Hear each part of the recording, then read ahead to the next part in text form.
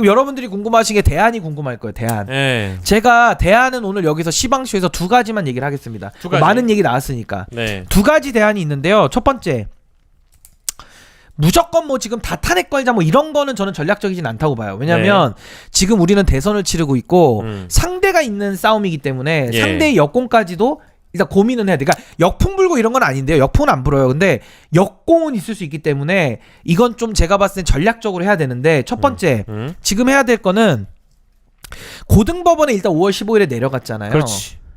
이거를 한번 지켜봐야 돼. 근데 뭘 지켜보느냐? 5월 15일에 지금 기일 잡았습니다. 만약에 이거 이재명 대표가 기일 변경 신청을 넣어. 기일 변경 신청. 내지는 그날에 재판 안 나가도 되거든요. 한 번은 안 나가도 바꿔줍니다. 뭐 2번까지도 된다는 얘기가 있던데. 네, 근데 거기에 한 번 정도. 근데 거기에 대해서 항소심 고등법원 판사가 선고일자를 잡는다든지 그냥 속도를 밟을 수가 있어요. 그럼 이거는 또 이례적인 일을 또 하는 거거든요. 법을 어기는 거거든. 그러면 그때는요 고등부장부터 탄핵을 해버려야 돼. 고등부장 판사부터. 그리고 고등부장을 탄핵할 뿐만 아니라 어차피 탄핵해도 뭐 그 사이에 자기가 빨리 또 때릴 수가 있잖아요. 그럼 고법에서 또 대법원 올라가잖아. 네네. 그러면 그때는 고법부장뿐만 아니라 대법원 기획의 정치 판단이기 때문에 대법원의 정치질, 대법원이 아니라 불법원이 되는 거기 때문에 대법관 10명 있잖아요. 다 탄핵시켜야 됩니다. 요때는. 그래서 지금은 아니고 지금 5월 15일까지 기일 변경도 한번 신청해보고 그때까지 상황을 봐서 그때 여차 없다 가차 없다 이러면 그때 바로 탄핵을 대법관 다 걸어버린다. 그러니까 이제 기일 변경 신청을 넣는데 저기 파기환송을 맡은 재판부에서 만약에 안 받아줘. 그러면 이거는 명백한 정치 의도. 그럼 여기서 그럼 잠깐만 중간 정리할게요. 네. 받아주는 것은 재판장의 재량에 따라 재량이죠. 소송 지휘죠. 그러니까 이제 만약에 받아준다라는 것은 내가 지금 선거운동을 해야 되니까 좀 뒤로 밀려달라. 그럼 정상 재판으로 봐야 돼. 그러면 결과도 안 나오고 그럼 넘어가면 돼. 그럼 굳이 대법관들 뭐 다 탄핵시킬 필요는 없고 그 다음 과정에 가서 막으면 돼. 그때 정권 바뀌고 그때 가서 막으면 되니까. 그때 뭐 법을 바꿀 수도 있으니까. 그래서 일단 5월 15일까지는 좀 지켜본다. 대신에 가차 없이 탄핵 카드를 5월 15일 이후에는 융단 폭격을 해야 될 것 같아요. 만약에 정치질을 또 하면 한 번 이제 마지막이야. 대법원에 지금 이제 그러면 열흘 남았잖아요. 열흘 좀 더 남았구나. 계속 경고를 해야 돼. 저도 경고하고 조이대 너 정신 차려라. 니네 다 탄핵시킨다. 그 실제 해야 돼. 정치질하면. 그래서 저는 5월 15일이 지나서는요. 뭐 행정부 탄핵할 필요 없고 그냥 사법부를 싹 다 날려버리면 돼. 왜? 윤석열한테 임명장 받은 당신들이 대법관 할 자격이나 있어? 애초에? 엄밀히 말해서? 그 10명. 윤석열이 임명장 받은 사람들이 뭔 낯짝으로 재판을 해. 그러니까 일 똑바로 하라는 거고요. 두 번째. 지금 이재명 대표가 예비 후보인데 이제 후보가 되잖아요. 그러면 당사자로서 어떤 기본권이 있냐면 참정권이 있습니다. 당연하죠. 그리고 무죄 추정의 원칙도 적용받습니다. 그래서 이재명 대표는 선거운동 기간에 재판을 지금 제가 알기로도 요 5월 15일 재판도 받고 또 대장동 재판도 또 간다 그러더라고. 다른 거를 받기로 했어요. 그래서 맞아요. 재판이 21일 중에 아마 제가 볼 때는 한 4, 5일은 못할 거야. 하루 종일을 비워야 돼. 서초동의 가택연금이야. 그러니까 서초동의 재판연금이야. 사실상 선거운동도 못하게 만드는 거야. 법원이 선거에 개입할 의도로. 그럼 이때는 어떻게 해야 되느냐. 이건 이제 검토는 필요한데 전 민주당에서 혹시 이걸 보시면 검토해 보셨으면 좋겠는데 이재명 대표가 당사자가 돼서 헌법 소원을 넣는 겁니다.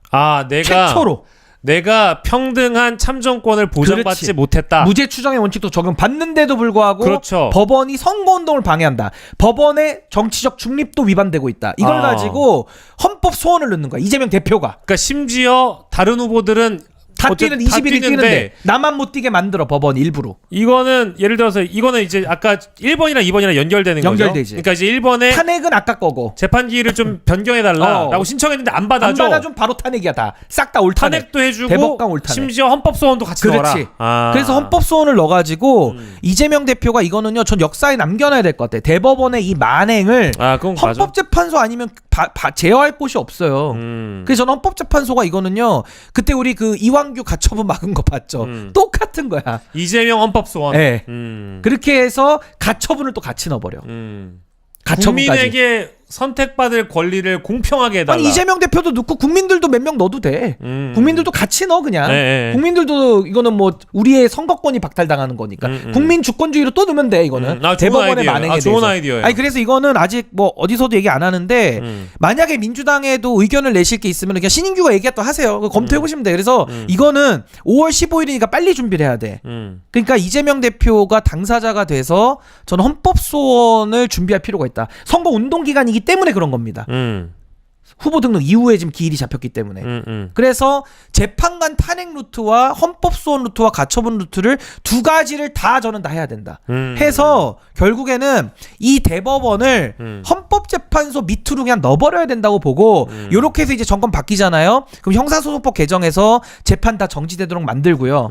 만들고 그 다음에 이제 대법원을 개혁해야 되기 때문에 법원 조직법 개정에 들어가야 됩니다. 그렇게 해서 대법관 숫자가 지금 14명이거든요. 이거 50명으로 늘린다. 김용민은 이번에 30명으로 늘리는 발의를 하겠는데 50명이든 더 늘려야 된다. 늘려. 그리고 대법관 구성의 다양화도 추진한다. 그거 이제 자격만 더 넣으면 돼. 아, 형님도 대법관 할 수 있어. 자격 좀 할 수 있어. 박영식 대법관 하고 싶죠?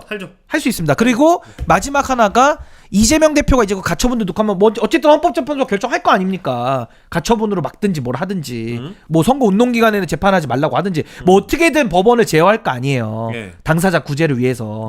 그러고 나면 바로 법원 그 헌법재판소법 개정을 통해 가지고 재판 소원 제도를 넣어야 됩니다. 재판 소원? 그러니까 무슨 말이냐면 헌법 소원을 할 수 있어요. 이건 헌법상 권리거든요. 헌법재판소가 헌법 소원을 해요. 국가의 공권력 행사 또는 불행사에 대해 가지고 헌법재판소가 판단을 하는 거야. 기본권 구제를 위해서.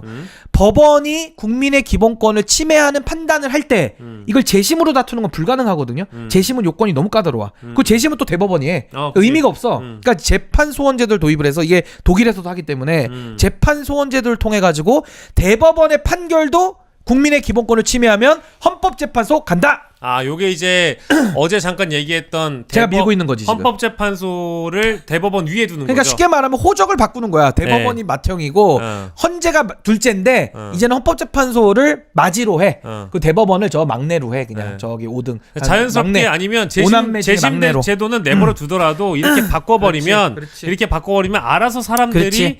재판 소원을 하지 재심을 할 이유는 없거든. 그렇죠. 당연히 그러면 이제 헌재의 위상이 그러니까 자동적으로 쉽게 말해서 올라가지. 대법원에 대한 통제책이야. 아, 그지. 그리고 헌법재판소에서 마지막으로 한번 재판을 받아 그 교정할 수 있는 기회를 주는 거야. 좋네요. 그래서 이거를요 로드맵을 가지고 지금부터는 그냥 간단하게 법관들에 대한 탄핵 루트를 좀 예비는 하고 있어야 되고 5월 15일 이후에 바로 들어가야 되니까 그건 국회에서 해야죠. 그리고 이재명 대표 본인과 그 캠프는 이제 저는 헌법소원을 이거는 검토를 해봐야 될 것 같아. 가처분을 동시에. 그리고 바로 임기 취임하자마자 사법개혁도 같이 해야 될 것 같아. 검찰개혁하고 동시에. 뭐 못할 건 없잖아요. 저는 이거 동의합니다. 해서 이거 지기현 조이대의 사법부 이렇게만 얘기하면 돼. 지기현 조이대의 사법부 윤석열의 따까리 요렇게 해가지고 이 사법부 개혁 뭐 사법부 법관들 괴롭힐 필요 없고요. 그냥 공수처가 비리 있으면 법관도 수사하면 되는 거고 재판 소원제도를 넣자는 거야. 그리고 대법관을 늘려주고 요것만 해도 대법원이 많이 좋아질 겁니다. 요것만 해도. 근데 그동안 아무도 못했어. 왜? 법원은 그래도 우리가 존중을 했거든. 야, 그래도 니들이 정치질은 좀 덜하고 법원이 그래도 우리나라에서 중심 잡고 하지 않냐. 근데 이게 윤석열 시대 이후에 지금 조이대 같은 인간들, 지기현 같은 인간들이 사법부에도 너무 횡행해. 그래서 이제는 사법부가 입이 10개라도 할 말이 없을 거다. 그래서 제가 지금 정리했습니다. 법관 탄핵, 대법관 탄핵 루트를 준비를 하고요. 그건 이제 고등부장이 그 이재권 부장이 기일 연기도 안 받아주고 뻣뻣하게 나오면 바로 넣어. 부장부터 해서 대법관 다 넣어버려. 이거는 10명. 그 2명은 늘 필요 없고 그 2명은 잘하셨으니까. 2명 잘하시니까. 그렇게 하고요. 이재명 후보 본인이 넣어야 됩니다. 당사자. 그리고 국민들도 몇 명 넣어도 돼. 그건 뭐 국민들이 넣으면 되니까. 그렇게 해서 헌법 소원을 같이 넣자. 가처분을 하자. 요 정도의 제가 해결책을 일단 좀 말씀을 드려봅니다.